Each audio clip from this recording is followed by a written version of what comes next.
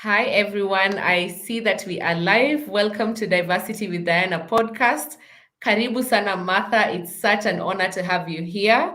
Allow me to introduce you to our guests to our 25th episode this year. Hopefully, it's going to be the second last or third last one, depending on the confirmation of our guests. Today's discussion is on feminism for social political equality.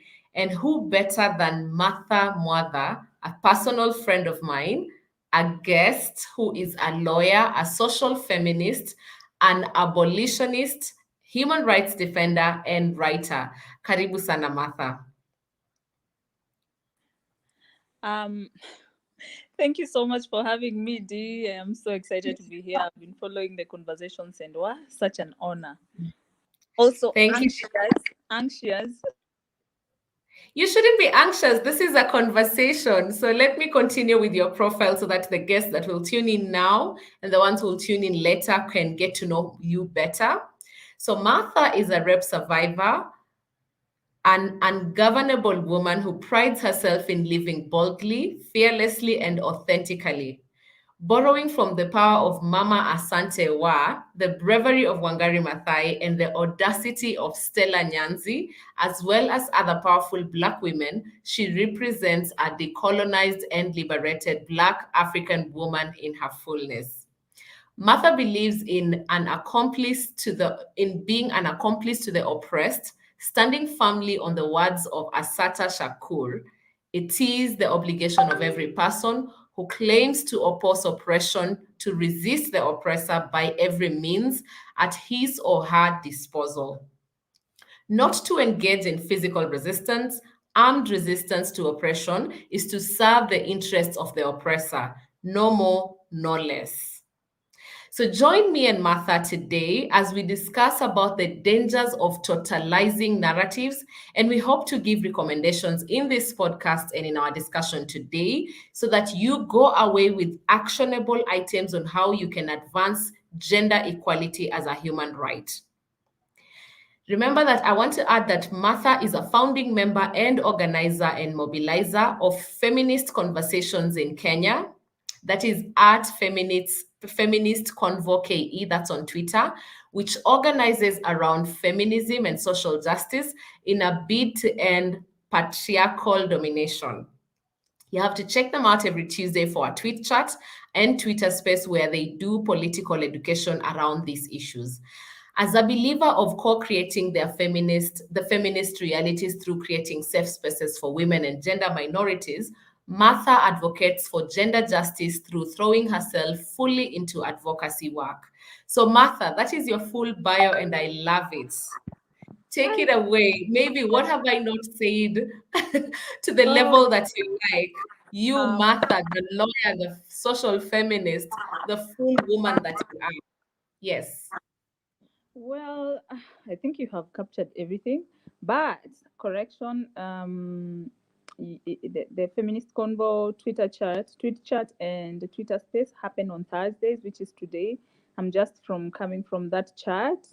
And then here I am, and at 9 I should be on the space. Maybe I'll do 9:20 depending on what time we finish. Yeah, which runs up until maybe around 11. And also, I'm also a founding member of Feminist in Kenya. Remember, we arranged the total shutdown march in 2019, which was the biggest march against femicide. Yeah, and I'm very proud of things that we have accomplished as feminists in Kenya as well as Feminist Convo. So yes, let's not forget those.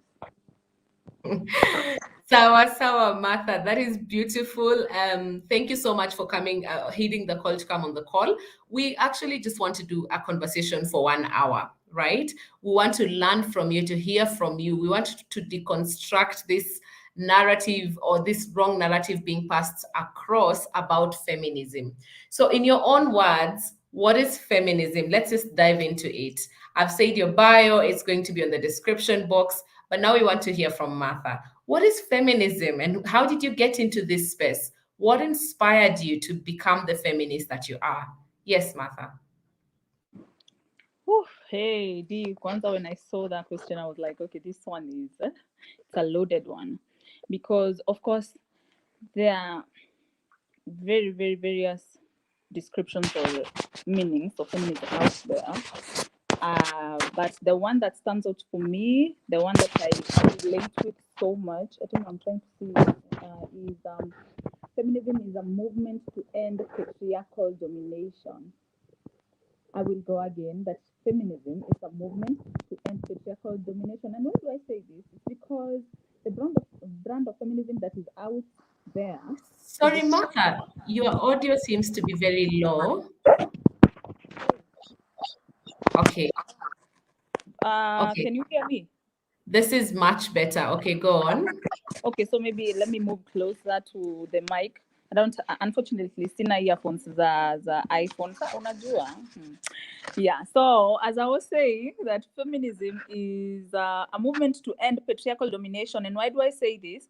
I say this because the narrative out there, or the brand of feminism that seems to be, to be mainstream out there, is the white feminism, which is for equality, right? That it is, feminism is about gender equality, but feminism is actually significantly more than that, because feminism is a movement that seeks to deal with the root cause of the issue, which is the foundation upon which the other superstructures are built, right?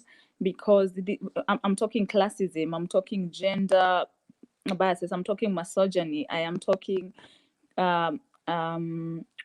economic oppression, I am talking, disabilities, LGBTQ issues. So when you say it's about equality to whom? Who exactly are you trying to become, right?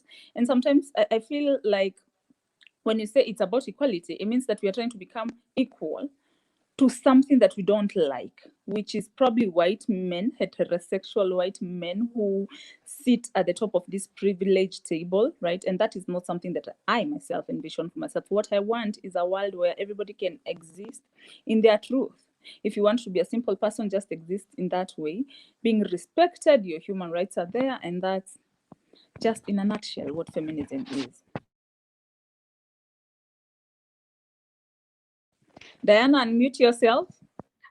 Thank you. Thank you. I noticed that. So I can see we have some guest followers on the chat box. We have Sabas, who is saying, following the conversation, and there's Monica Sena saying, great introduction, amazing work, Martha, excited to learn from you. So we actually have people who have joined us, and they're excited to see what we're here to discuss. I think the word I wanted to say is that feminism, as we know it, maybe people who are not in this human rights space know it to be a powerful term that is both enlightening and provocative. But you've attempted to discuss about it being a terminology, or a terminology that defines a movement that seeks to end patriarchy. So then I would want to maybe just still in the defining feminism, because we do have an hour. So let's just take our time to deconstruct this word and see how exactly it affects us. Why is there so much discomfort around the word? And how can we attempt to reduce the discomfort that is perceived by people who may not understand what feminism actually stands for? Yeah, thank you, Diana, for that question. Why is there so much discomfort around the word, and can it be reduced? Again, I want to say, and I don't want to feel like I'm reiterating the same point, but I want to say it's because people have made it appear that like feminism is all about just women trying to be like men, which is not something we are trying to do really. We are trying to end a system that is oppressive, not only to ourselves alone, because when you look at it, or when you study, when you do your research, which I want to ask us to do more, read more, because when you read more, then you discover that feminism is actually more than that equality that we are talking about. It's about ending patriarchy, which again affects everybody. It affects men, it affects children, it affects, poor people.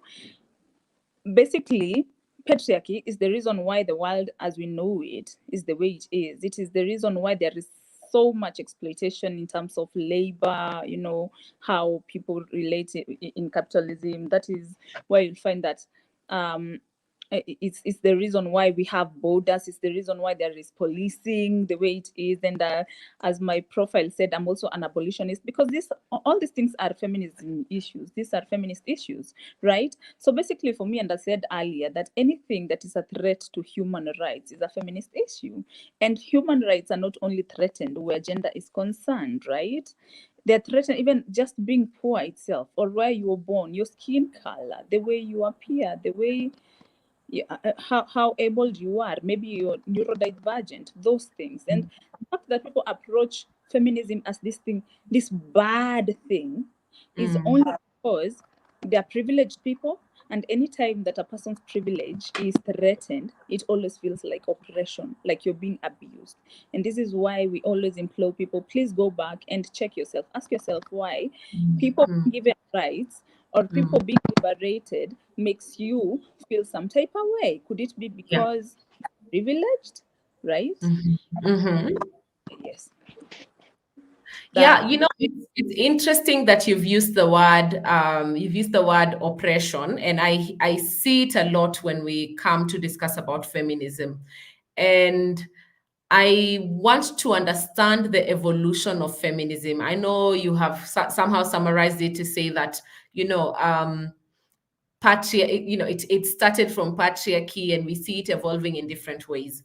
I know there's neo-feminism. The concept of feminism keeps evolving.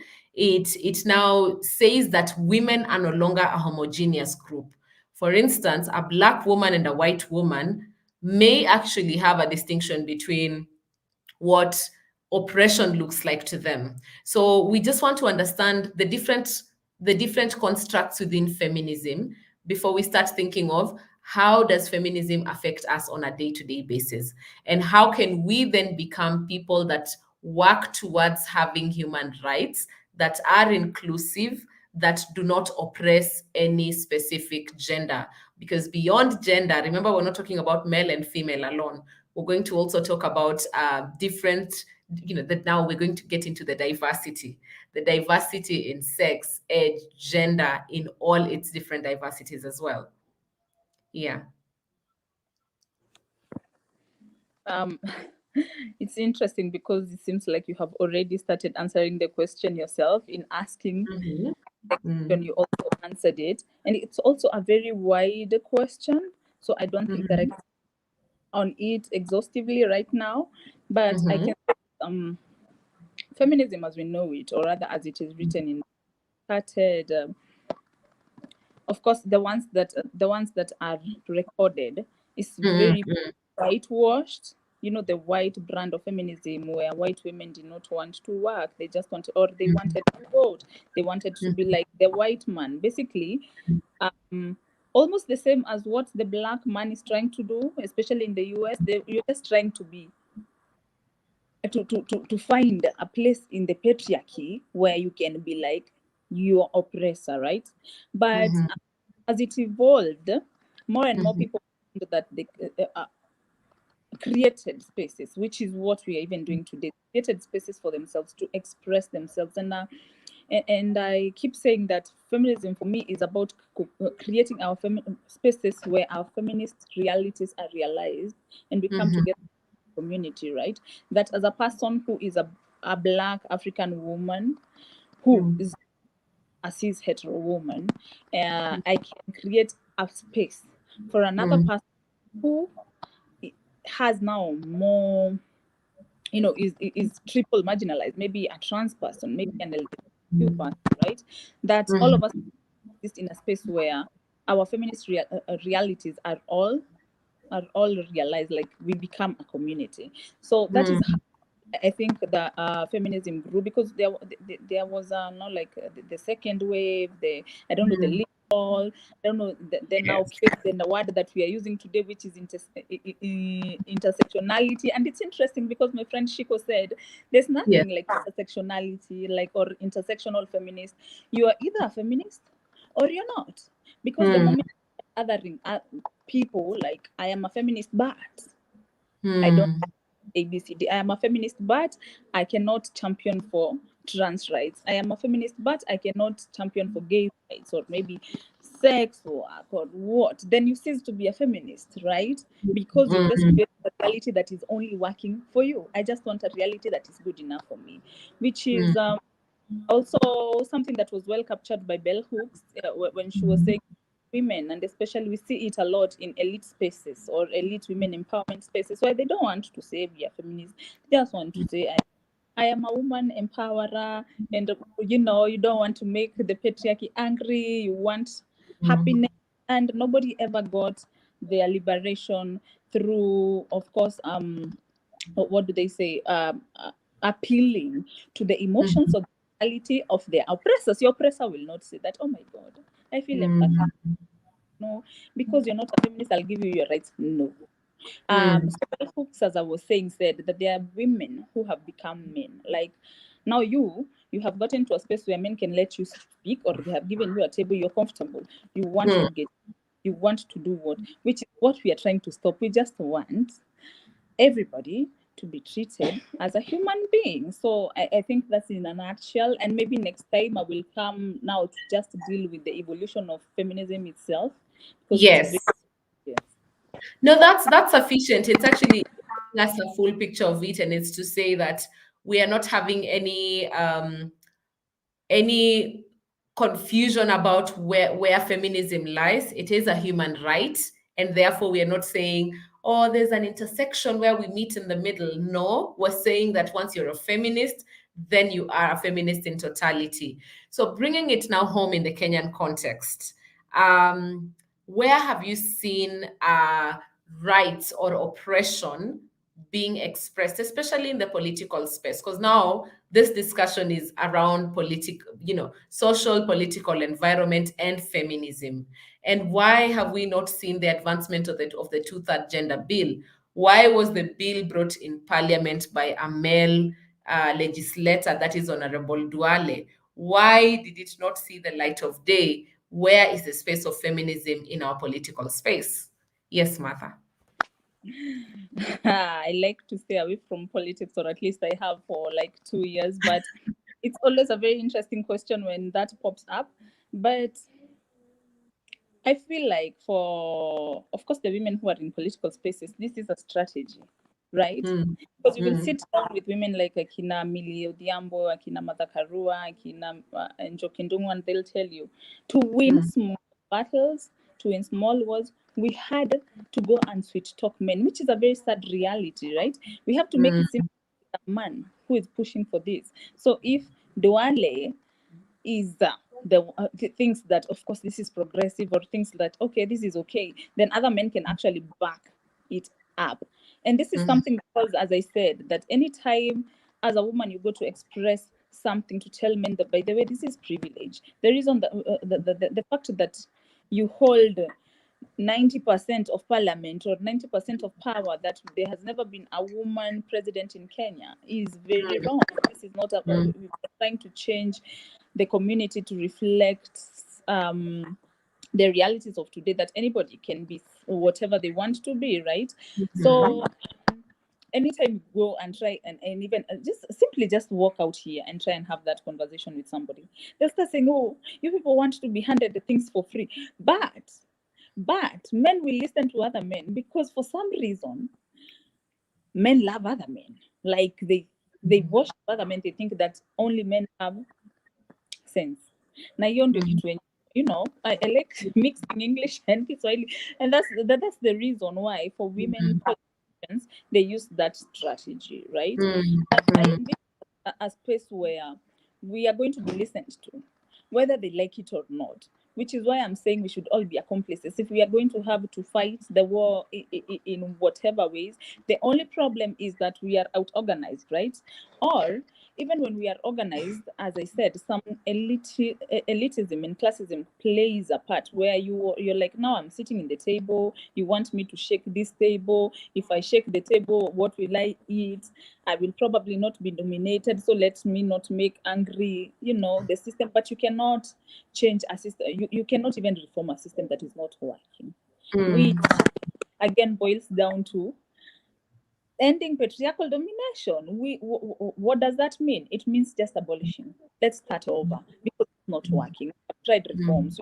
gone for these conferences. We have gone to Radisson Blue, Sijui Wapi. It's not working. We are begging people to give us Sijui 2000 gender rule. We are begging the law. They are always finding loopholes. So just end it. Let's start over, right? Yes. So in starting over, we're talking as youths and young women in Kenya. I appreciate what you're doing with your movement, creating, first of all, you're reaching or you're accessing the younger generation through a platform that they already use, and therefore meaningfully engaging them there. So no longer are they wasting their time by following hashtags that don't have a direction, but you're beginning to awaken their consciousness to the reality of this patriarchy does not work. Let's not repeat the narrative that we've had over and over again. And I'm just seeing some comments coming in. I see there's Nancy Masibo saying they're following.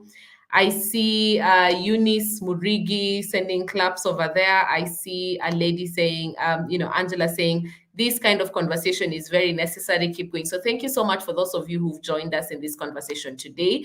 We are also young women learning and trying to question the things that have normally been passed on to us through education, through social constructs that we're beginning to say, who said that?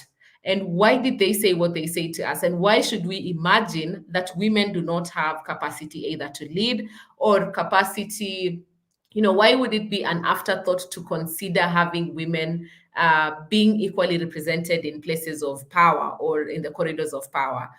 I'm also, looking at what you do at Feminist Conversations Kenya. What are some of the things that you've heard from the people that engage in that platform that have made you, be surprised and say, oh, this actually happens in Kenya? Like, what are some of the stories you can share with us that either took you by surprise or you actually got to learn something from the conversation that you're having online? Of course, for starters, I'll just say that I was shaken. In fact, I keep being shook every time I go into that space because women read books. Well, let me tell you. Huh?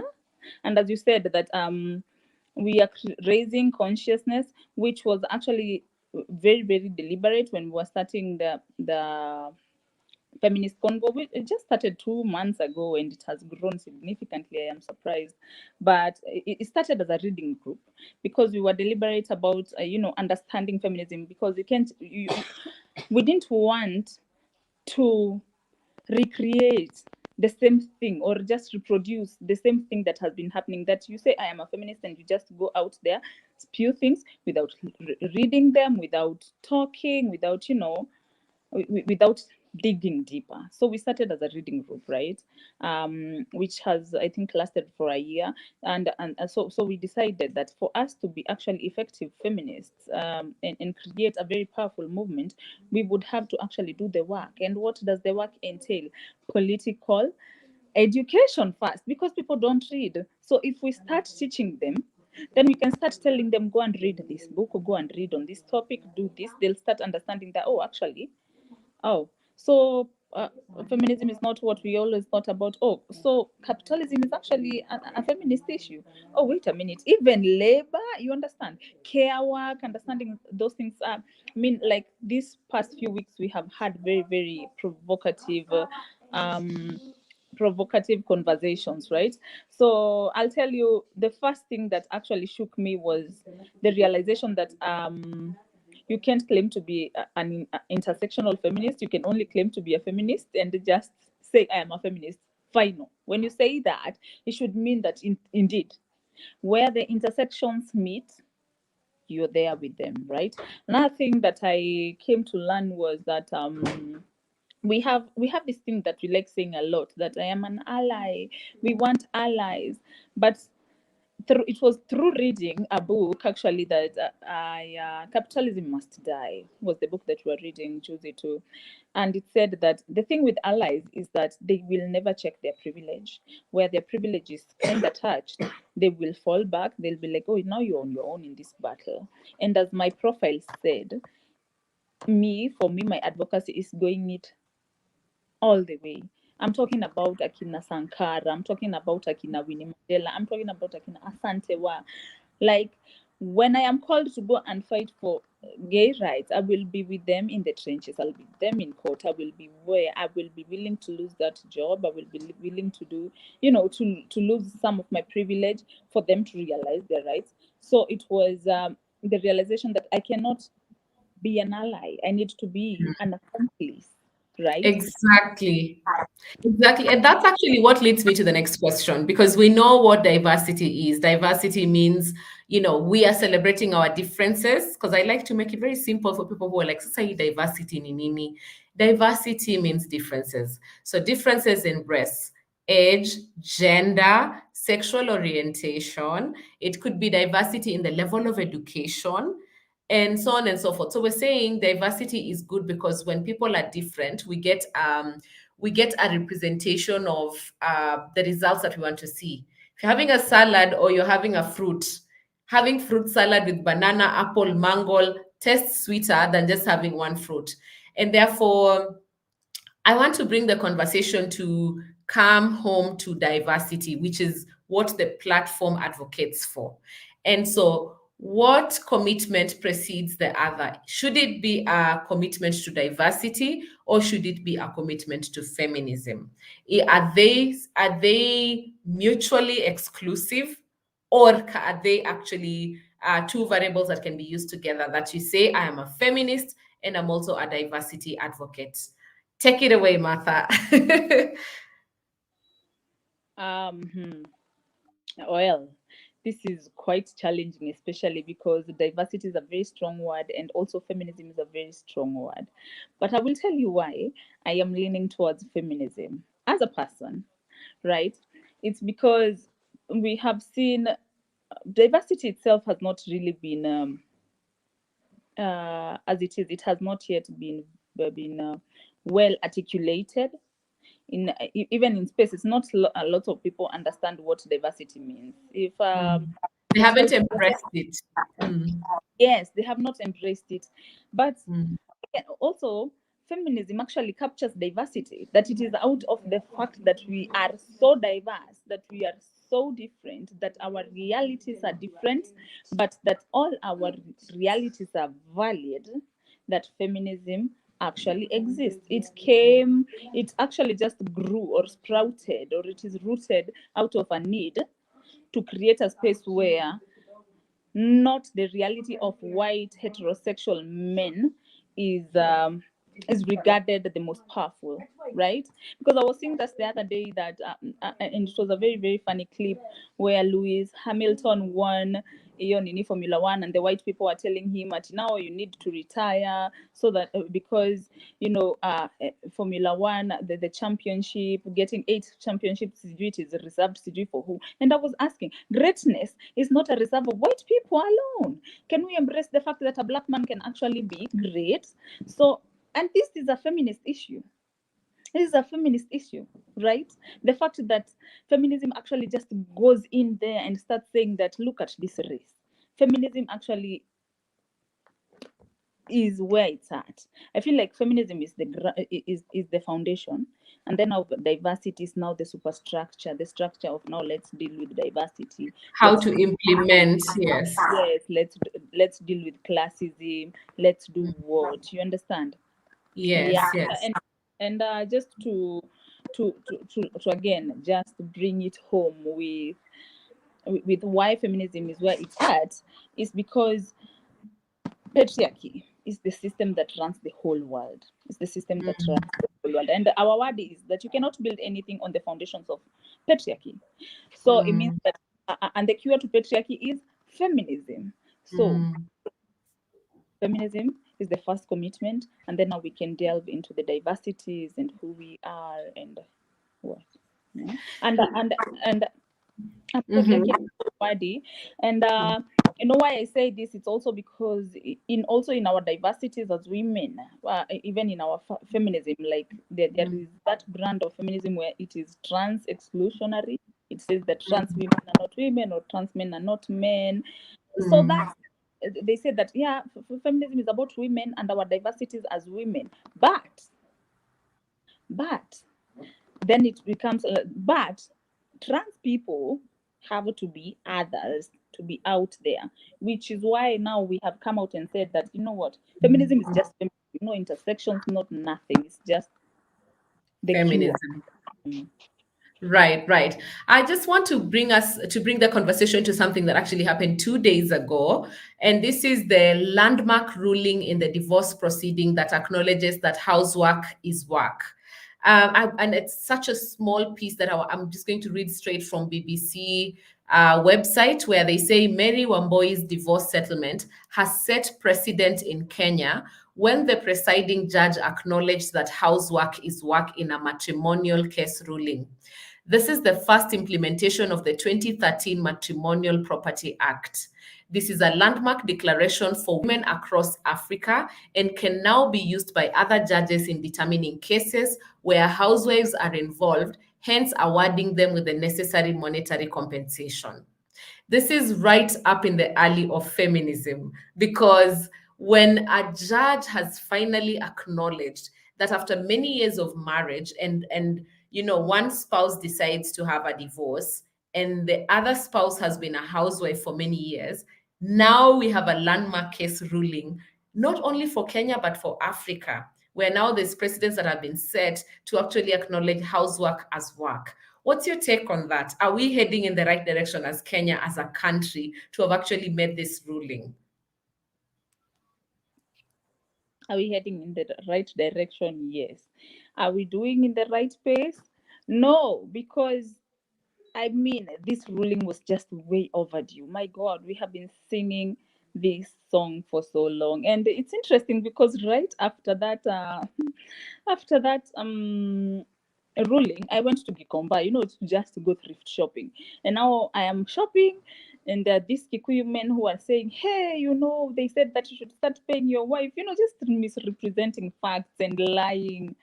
And I just stood there and I went in Kikuyu and started now teaching them in their language that what was the judge saying? The judge was saying that actually housework involves a lot of care work. It involves a lot of skills. It takes a lot of your time. It takes a lot of your energy. It takes a lot of time manageability.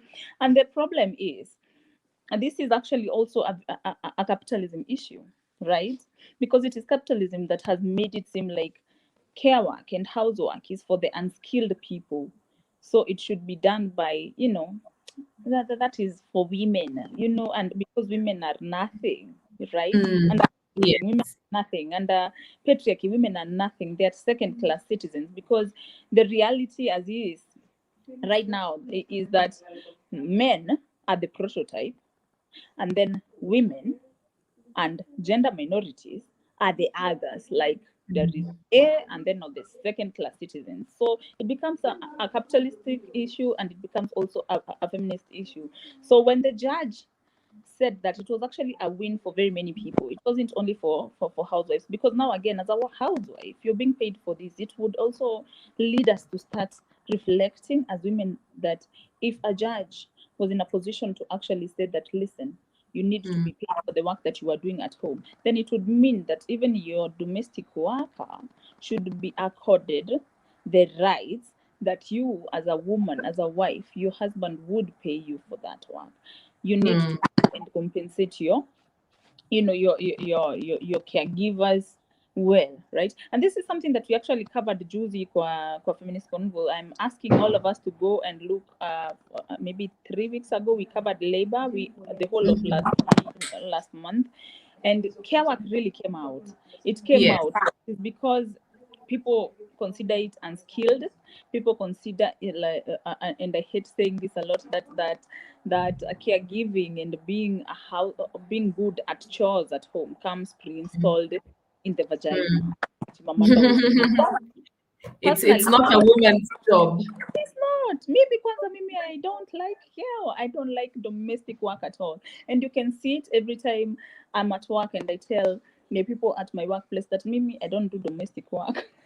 And they're shocked, like, what sort of woman is this? So for a judge to actually say, this is a job. Yes. It's a job. Because you would have achieved a lot of your dreams, right? Yes.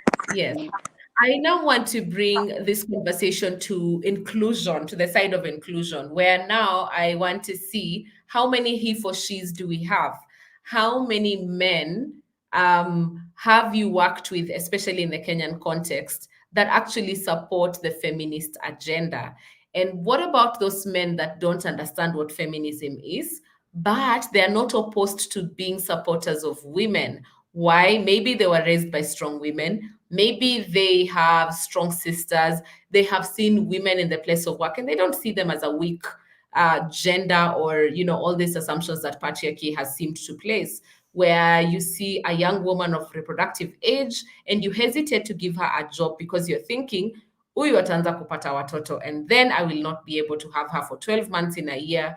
And even during those reproductive years, when they're still, before they go for maternity leave, they maybe their productivity may go low. That kind of assumption and narrative. How do we work together with male allies to ensure that the agenda is inclusive? How have you worked with it? Because you see, I'm looking at you as someone who practices what we're talking about. So on this podcast, we're talking about ideals, we're talking about experiences, but now we have Martha here, who actually is in the industry and works as an advocate. And now I'm asking, how do we include men in the conversation? And if you have included men, what have they done? And what can a man following this discussion? For example, I see Sabas saying, following the discussion, I can see conversation.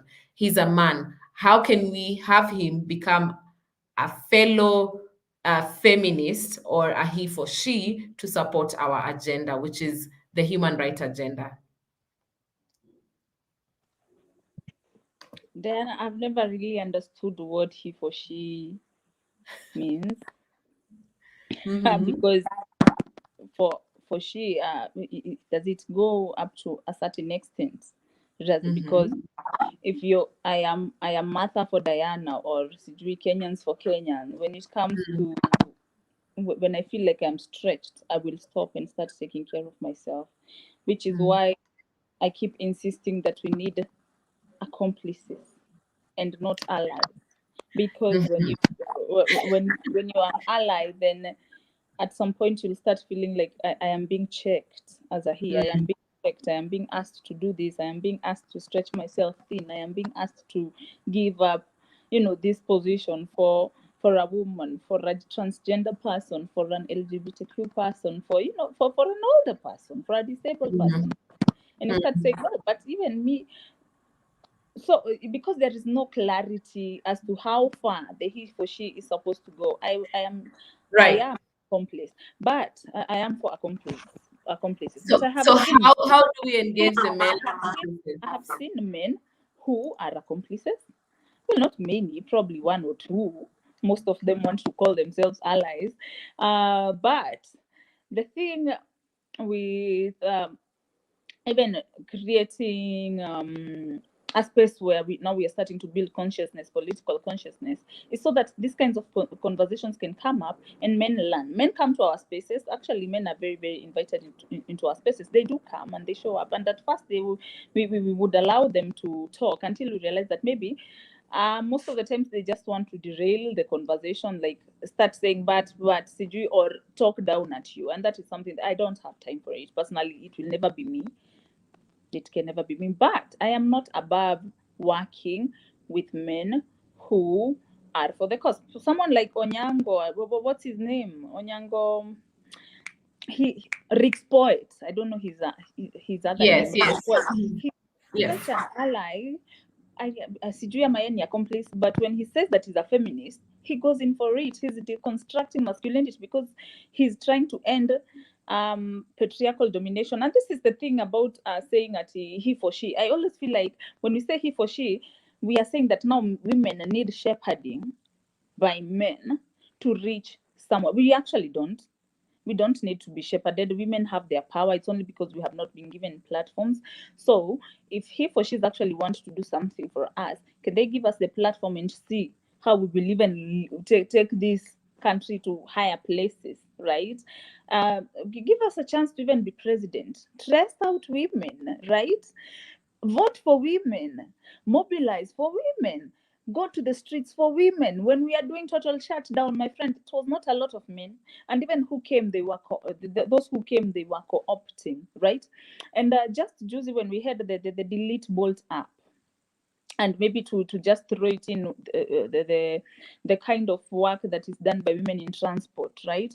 When we call out for men to come and stand with us, it was a co-option, and men decided to go with who? With the chief of all of all sijui toxic masculinity, and co-opt our debate, and co-opt our issues. Like, they never thought that it was that serious. So I was wondering, where were the he for she's?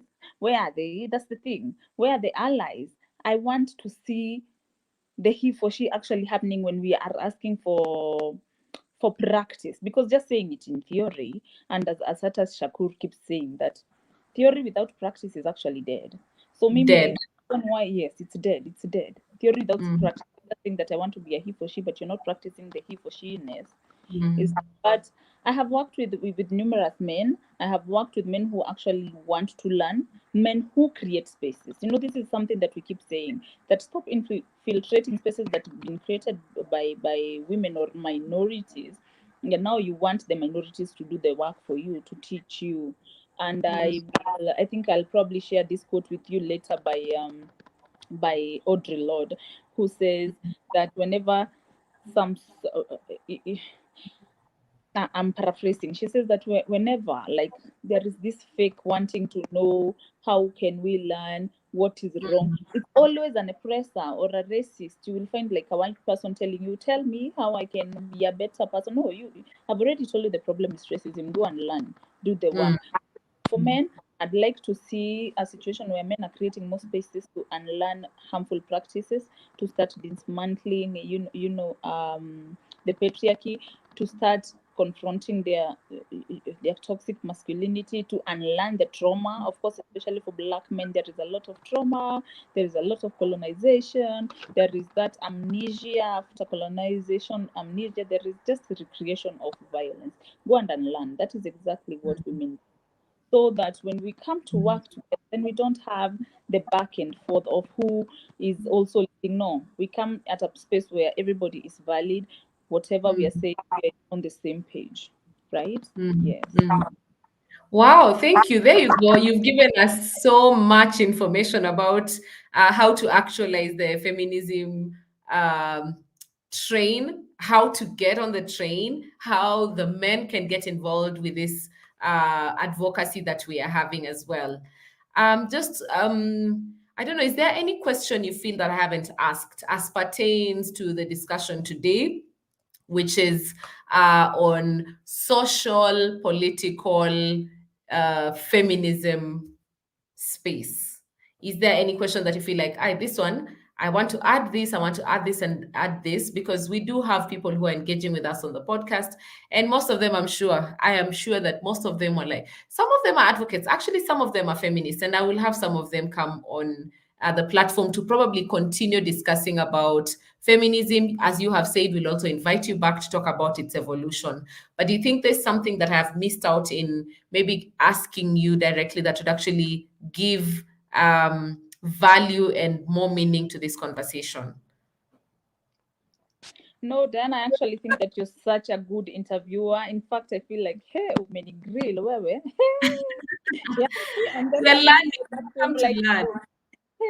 actually, and this is what I am saying, that we need to go back to books. We need to deliberately create consciousness, class consciousness, feminism consciousness, through books, through political education, right? Because sometimes you'll ask something and you never really thought that, yeah, this can be asked about feminism. Mama, this is even a feminist issue. That's everyday reading.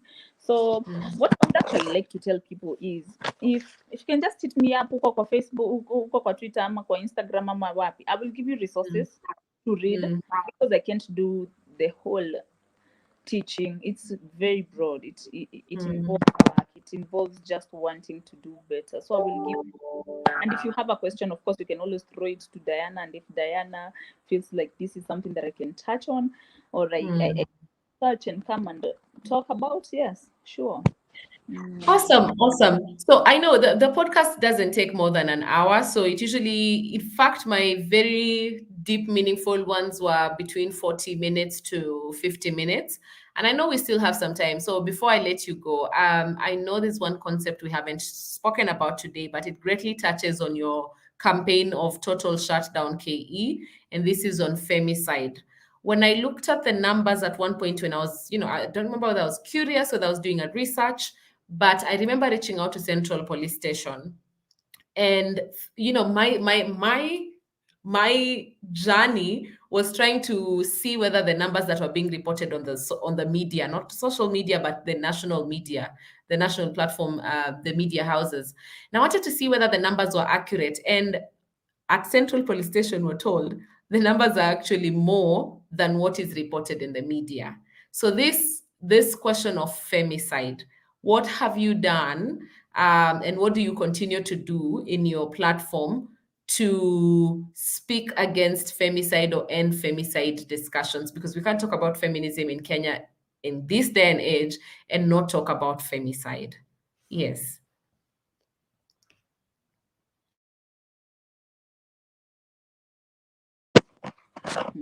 Thank you, Diana.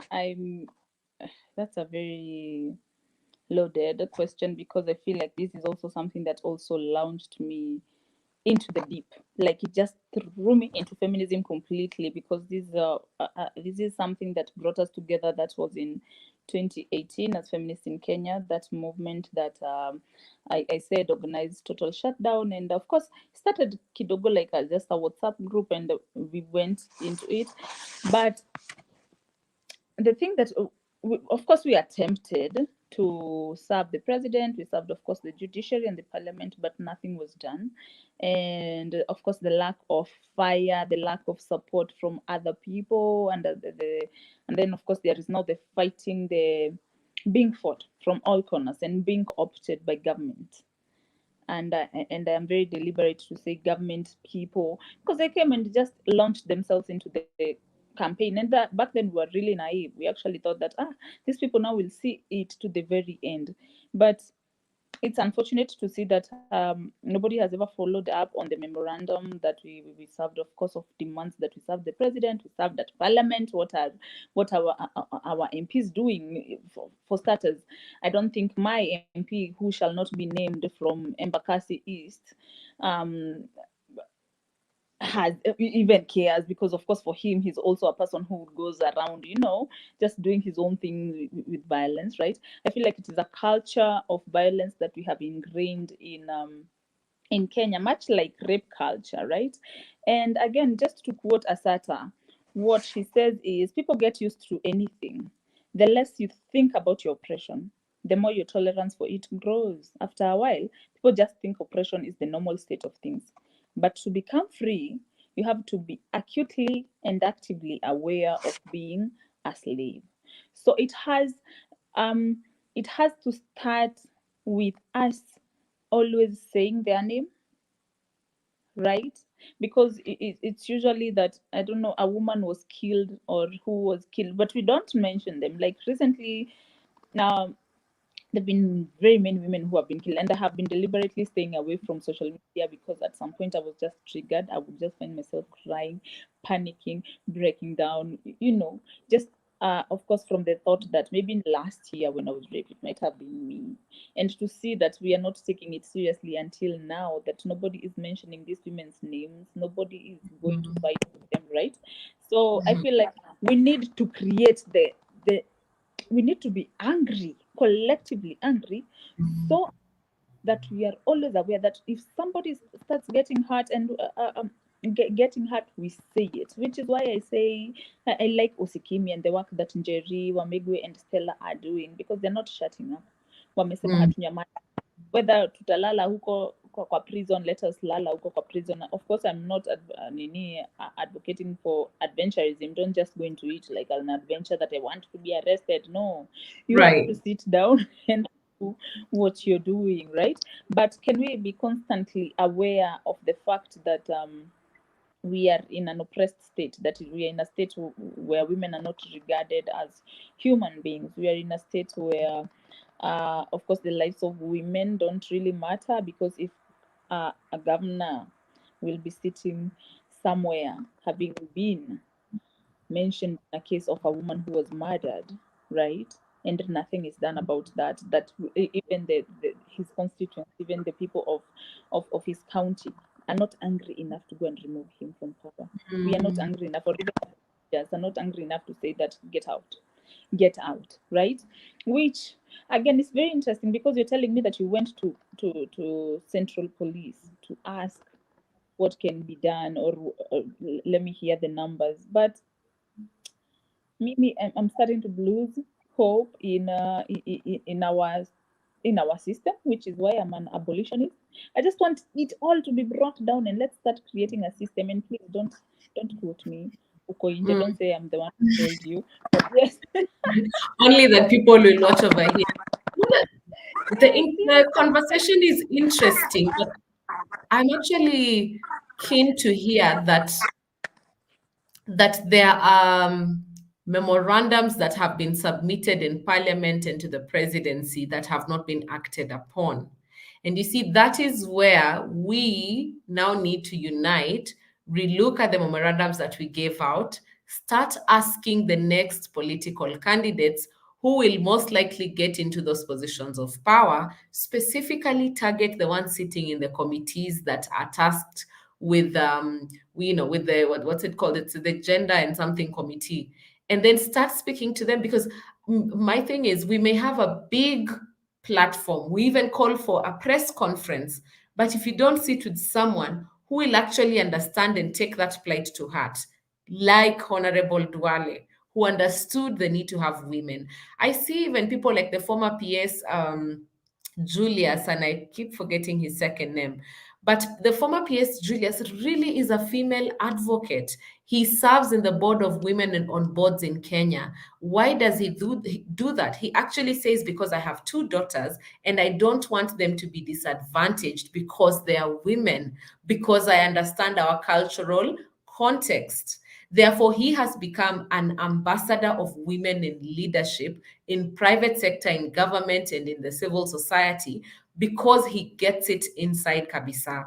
So then we're saying the memorandums that were there, they will not die. It is our duty to then ensure that we align correctly, mobilize ourselves, and then start going to have those boardroom meetings. I have seen movements by young women in Kenya, cause effect. Case in point, and I'll repeat this probably in every single podcast, where Nerima Wako and Bukimburu, at the time working at Power 254, together collectively went to court and ensured that the presidential appointment of one, now I forget her name, I don't know whether it was Mary Wamboi, but was stopped from being the Mary, exactly, was stopped from being the chair of the National Employment Authority. NEA. That is something that young women did in Kenya. Okay, yeah, youths in general, but young women started that whole cause.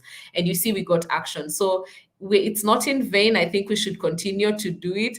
And I see you have a supporter. There's a lady winning your series saying, abolish, abolish. We abolish the structures that are existing that then do not support the inclusion agenda or the even human rights agenda altogether. So I'll leave it to say your closing shots, because I can see we've been here for 51 minutes. Thank you, Martha. You have kept the conversation going. This has been very, very interactive. I'm impressed to see we've been keeping an audience since 8 o'clock, and we're almost getting to 9 o'clock. And, our last comment is there. In fact, I'll leave it there. Abolish. You have a fellow abolitionist. Yes, abolitionist. So I just Yes. wind up with a closing remark, but thank you so much for coming. I am very grateful. Okay. Thank you so much, Diana, for having me. This was very interactive. I loved it so much. Of course, I still feel like there is so much that I have to say. And next time we should have a longer, probably even with a live audience session, where we can even have breakout rooms na watu waende huko waseme chenye watasema, and then we come back together and of course exchange. I think that would be a very, very great thing. But I am very glad that more people are coming, or more people are coming together, and even men and women are joining in the fight for feminism, the fight for diverse spaces, we are starting to realize that, trans people are people, LGBTQ people are people. We are starting to like validate everybody lived feminist experiences. My parting shot is to say that don't look at me and just say that, oh my god, look at Martha, prophet of doom, she's saying that nothing is happening. No, what I'm saying is something is happening, and I like that we are very, very passionate, we are very radical, and people like Diana have created spaces like this. But I want us to root everything that we are doing in love, because when we root everything we are doing in love, and I like, and this is something that Vivian Oya said, that root your feminism in love. And since then, I have always been thinking that, yeah, if I root my feminism in love, it means that love is at the center. Because if I love a person, I will always be kind to them. I will always want the best for them. I will create a community for them to exist, to allow myself to be held accountable, to be called out, to be dragged, to be corrected. And all this will be done in love. All right, even if the love sometimes has to be very, it's snatching your wig. So just to end my to end it, I'll say that it is our duty to fight for our freedom, all of us collectively, men, women, it is a duty to win also, right? Yes. We must love each other and support each other. We have nothing to lose but our chains. So let us understand that the enemy is not the men, it's not the women, it's not who. The enemy is the patriarchy. Let's name the issue, which is the patriarchy. And what Mariam Kaba says, that sometimes I want to give up so much. I want to give up in this fight. And then I realized that she said that hope doesn't preclude feeling sadness or frustration or anger or any other emotion that makes total sense. Hope isn't an emotion, Hope is not optimism. Hope is a discipline. We have to practice it every day and, to stay the course. So, Diana, don't give up. Continue to Thank you. Thank you. Thank you so much. I think I speak for my audience that have kept with us throughout. I see they're still here. And like I said, and you said it actually, that you will be able to share any African feminism resources that you have. So I will have to update your email address on the description box of this video, and we keep the conversation going. Thank you so much. Let me let you go and continue doing the good work on the Twitter spaces. So guys who are here, follow Martha on her Twitter space. It's at Martha Mwatha, and then you'll get to see all the other accounts that she uses. Martha, be blessed. Have a beautiful evening. Thank you, Diana. Wale, when you still have time, you can just hop on to Twitter and let's do the feminist convo Twitter space right now on human trafficking. I love you guys. Bye. Thank you. Bye.